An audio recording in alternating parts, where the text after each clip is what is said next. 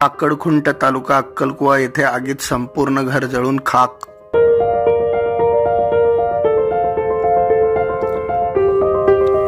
अक्कलकुवा येथून 13 किलोमीटर अंतरावर असलेल्या काकडखुंड येथे दिलीप मोतीराम वसावे हे आपल्या शेतात राहत होते। त्याच ठिकाणी त्यांनी घर देखील बनवलेलं होतं। या घरात काही संसार उपयोगी साहित्यासह अन्नधान्याचा साठा होता। त्याचबरोबर 3 म्हशी त्या ठिकाणी होत्या।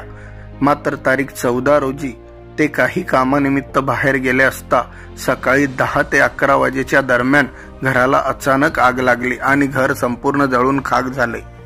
यात 3ही म्हशींना गंभीर इजा झाली असून म्हशींच्या अंगावरील सर्व केस तसेच त्वचा जळाली आहे। त्याचबरोबर त्यांच्या अंगावर गंभीर जखमा झाल्या आहेत। त्याचबरोबर त्या ठिकाणी असलेले सर्व संसार उपयोगी साहित्य देखील जळून खाक झाले आहे। याबाबत स्थानिकांकडून मिळालेल्या माहितीनुसार शेतामध्ये कुठलेही विद्युत कनेक्शन नव्हते, त्यामुळे शॉर्ट सर्किटद्वारे ही आग लागली नसावी असा प्राथमिक अंदाज तेथील नागरिकांकडून व्यक्त करण्यात येत आहे। मात्र आग लागली कशी याबाबत नेमके कारण समजू शकले नाही।